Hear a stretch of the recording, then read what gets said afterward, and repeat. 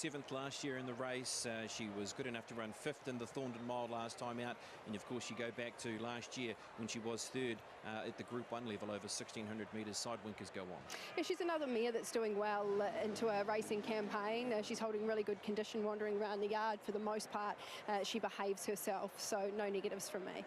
The 7 is Faraglione, who's got a last start second at Trentham in that weight for age and behind. Muratiri Molly has been to the trial since and was a winner. Second in this race last year was Faraglione. She brings that similar form. She's a big chance. She runs well at 1,400 metres. She's been twice Group 1 placed at 1,400 metres. One of those was at Group 1 level last season in the Tarzino. She looks fantastic. The team's done a really good job with her with a bit of a break between races, no knock. The number 8 is Imprevu, Taylor Mitchell for Janine Daly with those couple of fourths. This is harder than recent runs. It certainly is, but J-Swap run was very good. The Royal Descent as well. It will be a step up, but her Babylon Berlin run was very good when running second in the Legacy Lodge 3-back. Again, really nice mare. Gets her head up a little bit when she's wandering around the mounting yard, but other than that, she hasn't put her foot wrong. Let's get to the number 9 in Pour the Wine. Craig Grills, he's been a winner already in the Aotearoa Classic. He brings last start 3rd placing with Pour the Wine. Yeah, and 3rd last year in the Rangitoto Classic and behind Jaffe and Town Crier. It reads good form for this, and she's drawn the ace. Yeah, she's a nice strong mare. She's well built. Look, I did query on build the 1,400 metres last time, and she proved me wrong. She looks like she's bounced through that race really nicely. Number 10 is Jaffe, a last start placing, got great stats at Ellerslie, Warren Kennedy to ride. Yep, bang on the mark there, Emily. Great stats here. Last start second behind Bourbon Empress in the Ritual Mile, puts in the right spot here. She will be an awkward watch because she'll get back and she can get on the chewy at times. And she's nice and fit. She presents well in the yard. The 11 Blissful Bell has a wide draw. John Barry, George Rook combined. 3rd in a Group 1 New Zealand Thoroughbred breed is behind Belclair and Town Cry. That's good form for this, and 5th last year. Yeah, she was nice and relaxed wandering around the yard. I do feel like whatever we see her do tonight, she will tighten up a bit from the run.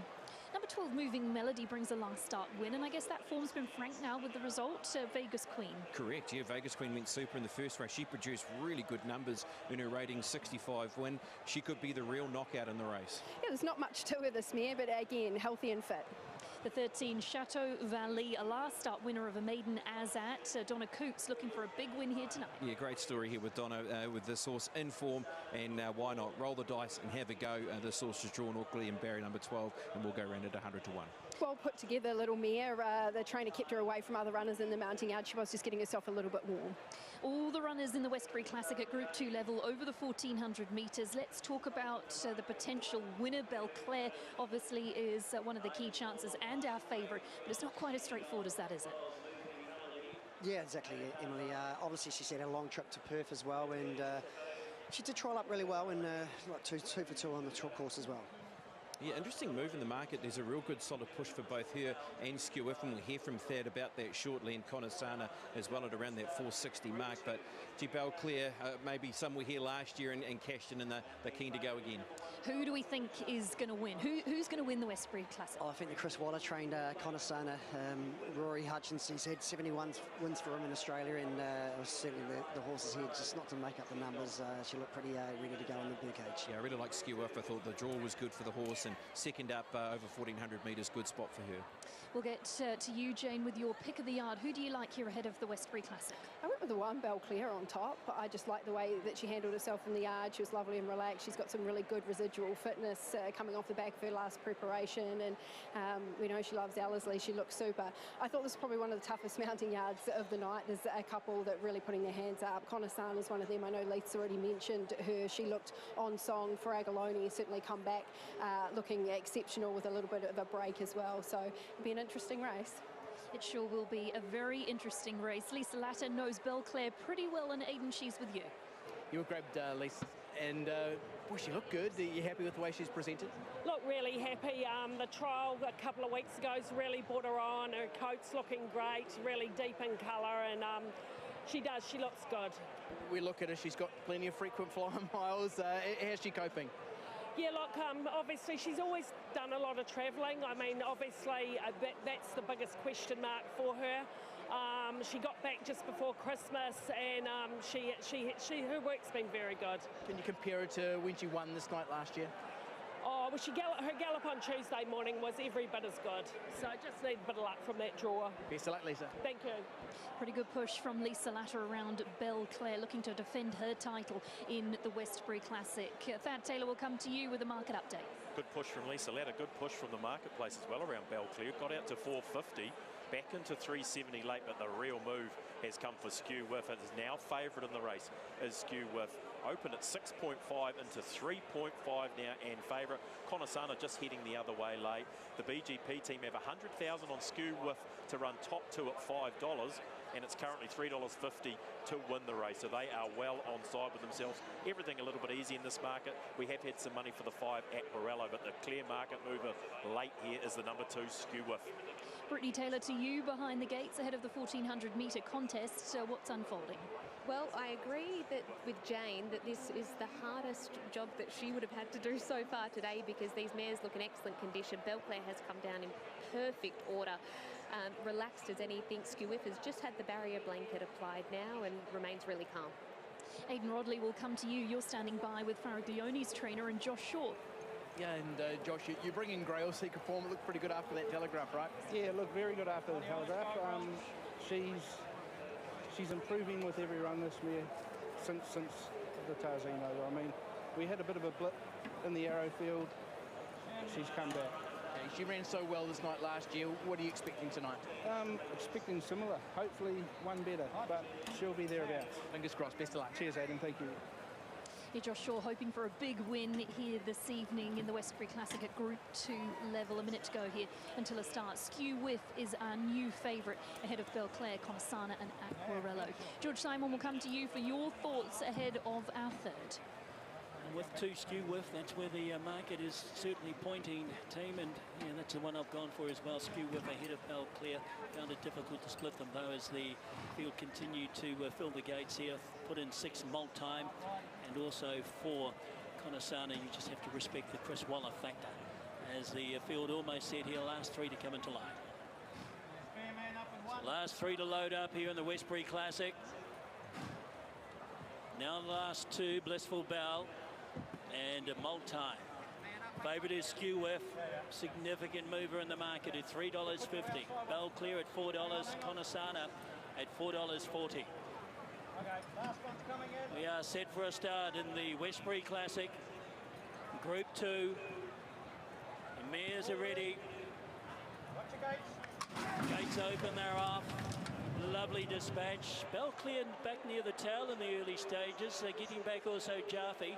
Now first away Moving Melody, followed out by Faraglione, Chateau Varley. Town Cry goes forward, as does Blissful Bell. A length away and behind them Aquarello, followed then by Imprevu back midfield. Now Belclair after that somewhat tardy beginning as they top the rise by the 1,000. Pour the Wine came next from Multime. Skew Whiff, she's buried back third last on the inside of Jaffe, and 2.5 away. Conasana is last of all. 800 metres out in the Westbury Classic. Pacemakers now working forward. Chateau Varley from Town Crier. 2 lengths away is Blissful Bell on the outside of Moving Melody. Belclair, she missed the start and she's been 3 wide the trip. She's had everything against her. And behind them next then came Aquarello, followed by Multime, Faraglione. Skew Whiff is starting to inch a bit closer. Jaffe to the outskirts of the track, followed by Conasana as well back with Imprevu and Pour the Wine. Homeward bound. 300 metres to go. Chateau Varley. Multime ranged up quickly. Belclair's battling away as well. Conasana's coming after them. Skew Whiff out deeper, and then came Jaffe. Conasana coming with it. Imprevu on the inside of it. Conasana, Imprevu, and also Multime. Imprevu at any old odds from Conasana. They go towards the line. Oh, gee, that's close. Don't know. Either Conasana or Imprevu. Third over was Multime, and then Moving Melody, Aquarello, followed by Jaffe, Pour the Wine, then behind those Town Crier, Faraglione, Blissful Bell, then Chateau Varley. Belclair, she had to run from Hades, and back with her also Skew Whiff pulling up quickly after the line. It's gone all the way to the wire. Conasana and Imprevu at any old odds. You've got the Chris Waller team up against Janelle Daly at Cambridge, and it's only going to be the bob of their head as they go towards the line. Imprevu in front at that stage, but Conasana, Imprevu, Multime, will be third.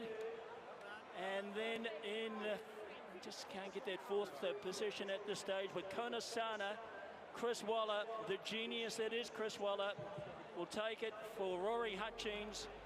And it'll be Moving Melody to complete the first four, but Konasana in a head bobber from Imprevu, and they'll fight out the finish to the Westbury Classic, but Chris Waller does it. Konasana.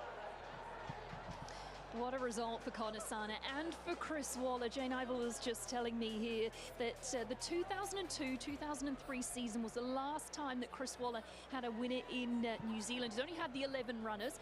You said, Leith, in pre-start, he wouldn't be here to make up the numbers, and we saw that. Certainly not. They've got the plan for the BBC Sprint Tarapa Group 1, and she's going to be hard to beat. Look, he's not going to just be here to make up the numbers. Obviously, Chris is not here today, but he'll be at the sales tomorrow. Incredible performance and big run from the second horse as well. But yeah, let's definitely touch on Chris Waller's win here with Konasana and Rory Hutchings. We can get to Brittany Taylor, who's standing by with Rory. It was a tight finish, Brittany. And I got to be the bearer of good news, and I won't repeat verbatim what you said, but you had no idea on the line, did you? No, I didn't. I couldn't believe something come from behind me. I know, sort of ridden upside down. She wasn't clean away and took a while to get into stride. But I got there that easy. I thought it was all over when she burst through. And yeah, we really threw everything out of the last couple of strides, and I wasn't sure who won, but such a relief, especially, you know, it's a big thing for Chris to bring a horse over here, and I'm sure he's going to get great satisfaction out of this, and Deb and the family here today as well. So I saw how excited they were pre-race, and can't wait to get back and see them after this. Incredibly, for a master trainer, it's been a long time since Chris has had a winner back in New Zealand. You must just derive so much confidence for riding like a trainer like Chris Waller. 100%. You know they're always going to be on song, and like I said, nothing went to plan in that race today, and she was still gutsy enough to get the job done. Congratulations, enjoy it. Thank you. Well, such a good result. Debbie Kapitas here on track for the Chris Waller team. Rory Hutchings, a great win with Konasana. You're standing by with Charlie Duckworth. Aidan, as we get to you. Yeah, and Charlie, we're just discussing exactly what Rory and Brittany have been talking about. I think Chris's first win since he trained in New Zealand back in about 2004. How satisfying for the stable is this? Yeah, absolutely massive. And obviously also doing it for Whoppet Bloodstock and Debbie and her family. It's pretty emotional stuff, really. And obviously Rory, who actually outrode his claim as an apprentice for Chris in Sydney. So, look, it's sort of gone full circle now, and yeah, pretty emotional stuff. But just delighted for the horse, because obviously it wasn't our intention to sit last. She got a bad squeeze out of the gates, and Rory just had to take his medicine. And I didn't think we'd got it on the line, to be honest with you, but I'm very glad we did. A couple of Group 3s at home, now a Group 2 today. How much confidence did that Belle of the Turf win give you coming to today? Yeah, look, we obviously